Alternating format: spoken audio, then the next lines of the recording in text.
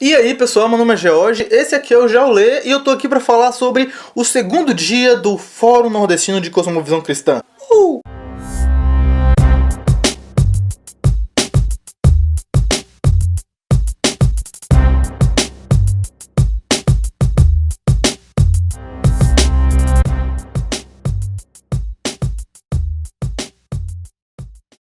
Bom, como vocês estão vendo aqui, esse cenário aqui é bem diferente do vídeo anterior. Tem até um Pokémon aqui. Não, esse aqui não é. Tem até o Goomba aqui, né? Que minha irmã fez. Olha essa coisa linda. Isso aqui é de balão, gente, ó.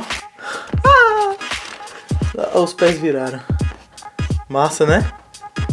Minha irmã que faz. Quem tiver interesse é só falar comigo. Mas sim, eu não tô aqui pra falar do Goomba, nem do Super Mario, nem falar muito do meu cenário, a minha estante bagunçada. Eu já tô na minha casa, então já acabou o evento de Fortaleza, tá? E eu tô falando aqui depois. Mas é isso mesmo, vamos lá. Eu quero falar aqui sobre o que aconteceu no segundo dia do Fórum Nordestino de Cosmovisão Cristã. Mais especificadamente sobre as palestras, é claro, já que o fórum é sobre palestras. Então eu quero trazer aqui um gostinho pra você ficar com vontade de assistir todas as palestras depois.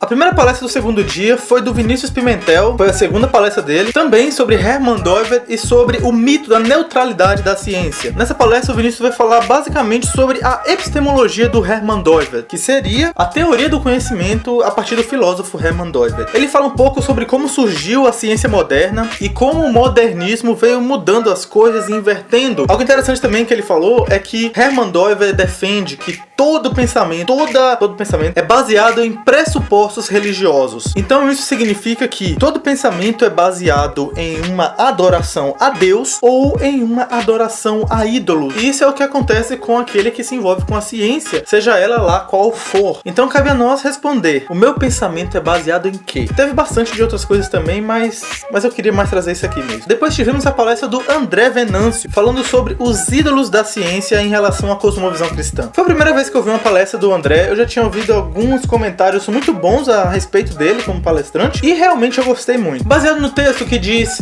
conhecereis a verdade vos libertará. Conhecereis a verdade vos libertará. O André fala de como isso é usado pela ciência para se libertar de diversas angústias e insatisfações da vida. É claro que o texto está falando a respeito de Jesus Cristo, mas muitos cientistas, não querendo ser bíblicos e usando desse versículo, não é isso a ideia, não é isso? Mas veem em uma descoberta de algum fenômeno ou de algum acontecimento uma certa liberdade, uma satisfação da alma. Tem na ciência o seu ídolo, o seu Deus, a sua satisfação mesmo. Mas será que a ciência é a solução de todos os problemas?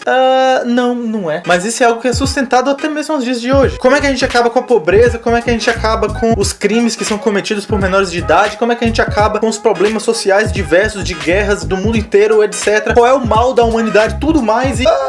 como é que a gente resolve isso? Com educação. A verdade é que muitas pessoas, mesmo que elas não entendam nada sobre pedagogia, sobre educação, sobre conhecimento científico propriamente dito, é comum dizerem que educação é a solução para nossa sociedade. Essas pessoas fazem da educação o seu ídolo, o seu salvador, o seu messias. E então nós estamos numa sociedade em que o cientista é o sacerdote principal. É o cientista que diz o que deve e o que não deve ser feito, o que é o melhor e o que não é melhor, o que é verdade e o que não é. Mas por que isso? Bom, o Vinícius já falou na palestra anterior que Hermann Doivet defendia que todo pensamento tem um pressuposto religioso, e agora nessa palestra o André confirma isso. É muito enganoso dizer que a ciência é neutra, a ciência só quer saber de falar a verdade, que não tem pressuposto nenhum, não tem preconceito e baboseira. Aí o André diz o seguinte, que é como se os cientistas dissessem: nós não temos dogmas algum, não temos nenhum aspecto de doutrina que nós cremos, que nós firmamos e que é inegociável, nós apenas descobrimos a verdade através das relações, através de blá blá blá blá. Não temos dogmas, mas existem alguns pontos na ciência que, se você questionar, você é botado pra fora. Eu não quero saber de você aqui, beleza? Oi? Então a gente vê aí uma hipocrisia científica. Cientistas muitas vezes acusam os religiosos de terem pressupostos inegociáveis, sendo que eles também têm. Não é um problema ter um dogma, não é um problema ter um pressuposto. O problema é não admitir isso e acusar o outro de ter, sendo que isso é fundamental para todo pensamento, para toda a vida. No horário da tarde, a primeira palestra foi do Glauco Magalhães, falando sobre os limites e os deveres do governo civil. Véi, essa palestra foi muito bacana, foi legal pra caramba. Ele fala de duas verdades que nós temos que manter para que entendamos melhor como o cristão se relaciona com o Estado. Uma delas é a verdade da graça comum de Deus, ou seja, que Deus usa até mesmo ímpios para os seus bons propósitos e que existe uma certa graça de Deus que é estendida a todos, independente de ser cristão ou não. E a outra verdade é que o Estado é usado como um instrumento de Deus. Outra coisa bem bacana que ele disse é o seguinte, é que é um grande problema em termos o Estado com um poder centralizado, o Estado totalitário com poder absoluto, com poder de dizer todas as leis, com poder de dizer sobre educação, sobre alimentação, sobre saúde, sobre segurança pública, transporte público, voar de avião, educação de filhos, preço de livros, preço da gasolina, sexualidade, tudo.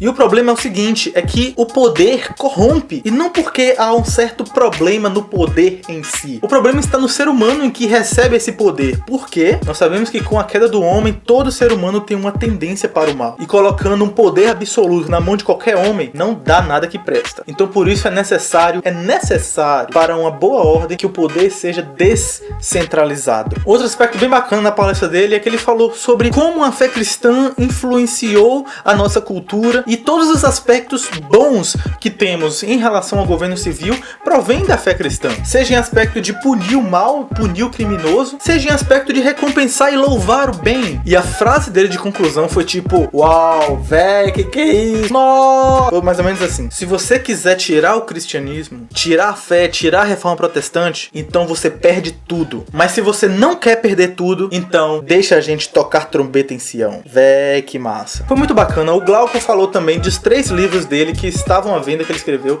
Eu não sei se ele escreveu mais do que 3 livros, mas ele tava com 3 livros à venda lá. Eu não sei, eu não vou lembrar o nome, mas ele colocou 3 livros dele à venda lá, ele levou alguns exemplares e, não tinha pra quem queria. No instantinho acabou, sério. Tipo, ele levou assim uns 15 ou 20 de cada e 3 minutos depois assim, eu queria um também, não, acabou. E essa é informação relevante pra mostrar o quanto a palestra dele foi impactante. As pessoas gostaram mesmo, foi muito bacana. Inclusive já está no ar, eu vou deixar nos cards aqui em cima, você pode clicar aí para assistir a palestra toda na íntegra. Olha só que coisa boa, olha só.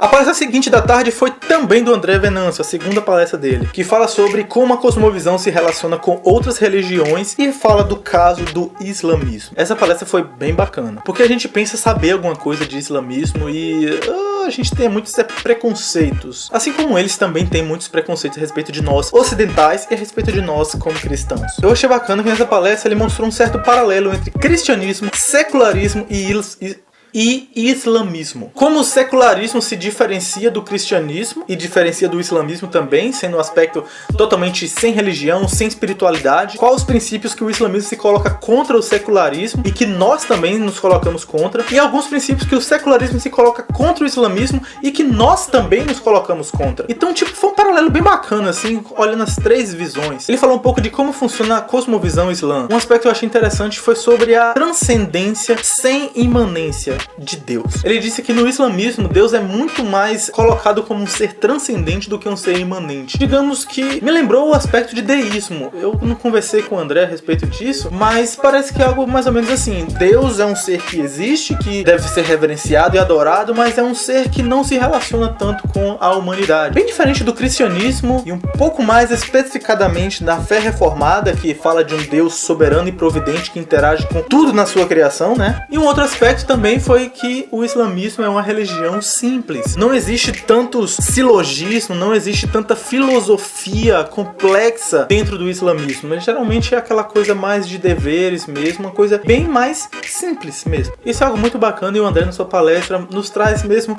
um incentivo a perder os preconceitos que são tão comuns e a trazer esperança e amor para esses islâmicos, especialmente como indivíduos que são criados à imagem de Deus e que precisam de Jesus Cristo. Finalizando o período da tarde, no horário da noite, tivemos a primeira palestra do Solano Portela. Reverendo Solano Portela. Não, reverendo não. Presbítero. Presbítero Solano Portela, olha aí. Eu falei essa besteirinha aqui de propósito porque o Iago, ao apresentá-lo, chamou de reverendo. O Solano até brincou com isso, né? Eu não sou reverendo não, eu sou presbítero.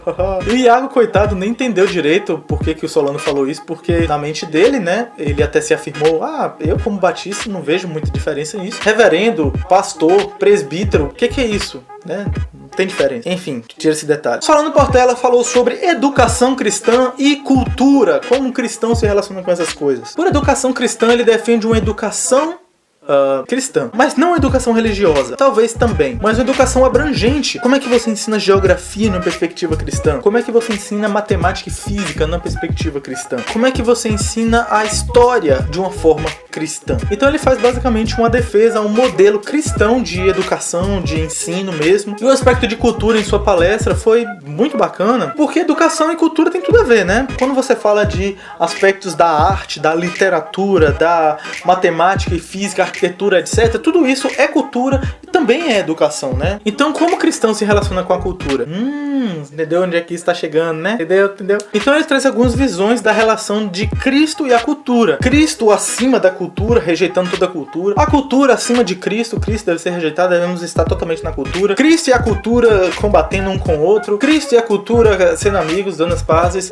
Diversos aspectos, e o aspecto defendido foi Cristo como um transformador da cultura. E a palestra do Solano foi um incentivo para que nós possamos levar a sério a educação. Nós devemos levar isso a sério e fazer a diferença em nosso meio, em nosso país, da melhor forma que pudermos. E assim finalizamos o segundo dia do fórum. Então é isso aí, pessoal. Se você gostou desse vídeo, clique em gostei aqui embaixo para ajudar o Gel aqui, dar um incentivo assim. Pô, Gel, que legal! Gostei muito desse vídeo, você falou legal. E se você não gostou, achou que foi meio assim, que é isso? No fórum inteiro tem só isso. Não se preocupe, porque todas as palestras foram gravadas e estarão disponíveis gratuitamente na íntegra no canal no YouTube do Núcleo de Estudos em Cosmovisão Cristã. Eu acho que é esse o nome do canal. Eu vou deixar o link aqui na descrição para você dar uma olhada, você se inscrever e já assistir, inclusive, a palestra do Glauco, que eu já falei que está disponível. Provavelmente já está alguma outra. Vai lá ver. E logo mais estarei colocando aqui sobre o terceiro dia do evento, que também foi muito bacana. Teve outras cositas, mas... E também estou finalizando os vídeos de Daily Fórum, né? Um daily vlog que eu fiz aí sobre o meu percurso, né? De viagem, tanto de ida quanto de vinda. É para eu estar lançando os vídeos aos poucos, mas não deu, né? Esse vídeo aqui mesmo também era para estar lançando